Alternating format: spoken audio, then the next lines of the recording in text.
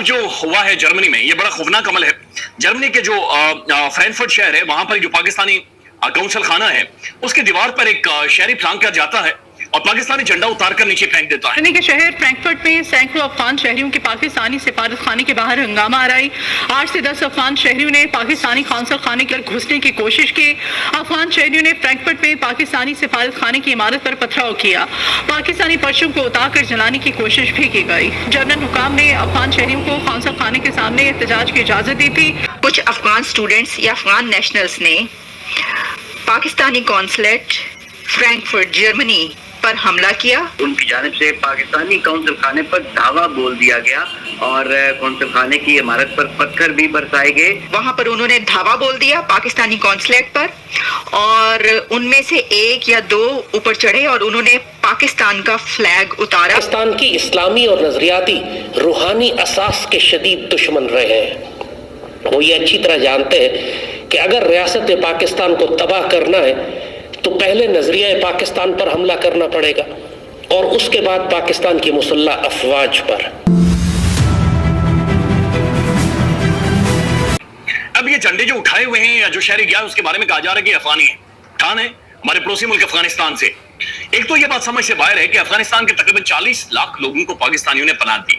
اپنا خون پسینہ ہم نے نکال کر لٹرلی انہیں کھلایا. تمام تر حقوق انہیں دیے گئے, کاروبار انہوں نے کھڑے کیے, بڑے بڑے بزنسز انہیں کھڑے کیے, بڑا پیسہ کمایا, اچھا کیا. ہمارے بھائی ہیں اور بڑا کردار رہا پاکستانیوں کا. افغانستان کرکٹ ٹیم کو ٹرین کیا گیا, لیکن آج جب بھی موقع آتا ہے افغانی یہ پلٹ کر ڈستے ہیں. آپ ان کی کرکٹ ٹیم کی مثال اٹھا کر دیکھ لیں. یہ انڈیا کے ساتھ کھیلتے ہیں تو پپیاں جھپکیاں دینا شروع کر دیتے ہیں, وہ عرفان پٹھان کے ساتھ ناچتے ہیں.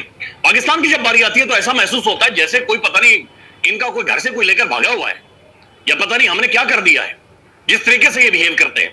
تو یہ بھی بڑا کوسچنیبل ہے افغانیوں کا رویہ. پھر افغان سوئل استعمال ہوتی ہے. اب دوسری طرف یہ ہے کہ پاکستان کو یہ دیکھنا چاہیے کہ آپ نے امریکہ بہادر کیا, امریکہ پاگل کی جنگ ان کے کہنے پر لڑی اور اپنے پڑوسی ملک میں باقاعدہ سے آپ نے اڈے پرووائڈ کی. جو افغانستان کے اندر حالات خراب ہوئے, تباہی نکلی افغانیوں کی. آپ کو کیا ضرورت تھی کہ آپ ایک فرائی جنگ کے اندر جا کر عبداللہ دیوانہ بنا اور صرف ڈالرز ہم نے اکٹھے کیے, اس کے بعد ہماری اکانومی بھی سٹیبل نہیں ہوئی. تو ماضی کی بڑی خوفناک غلطیاں ہیں. پھر خواجہ آصف صاحب کی حالیہ سٹیٹمنٹ ڈیفنس منسٹر کی قومی اسمبلی میں کھڑے ہو کر کہنا کہ ہم افغانستان کے اندر جا کر ماریں گے, ہم افغانیوں کے اندر جا کر گھس کر ماریں گے. وہ خدا کا نام ہے, یہ کام ایجنسیوں کا ہے, یہ کام ملٹری کا ہے, یہ کام فوج کا ہے. یہ کام قومی اسمبلی کے فلور پر کھڑے ہو کر بات کرنے کا نہیں ہوتا.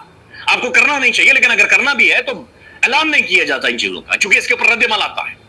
اور خواجہ صاحب نے میرے خیال میں جو سٹیٹمنٹ دی ہے اور جو پاکستان کی فیلئر فورن پالیسی ہے جس میں بلاول بھٹو زرداری دنیا کے ہر جہاز کے چوٹے لیے افغانستان نہیں گئے اور اسحاق ڈار صاحب انگیج نہیں کر پا رہے انہیں. خیر ڈار صاحب کی تو ترجیحات ہی ڈیفرنٹ ہے اور خواجہ صاحب ڈیفنس منسٹر کھڑے ہو کر کہہ رہے ہیں ہم افغانیوں کے اندر جائیں گے اور گھس کر ماریں گے. It's very terrible. آپ کو انگیج کرنا پڑے گا.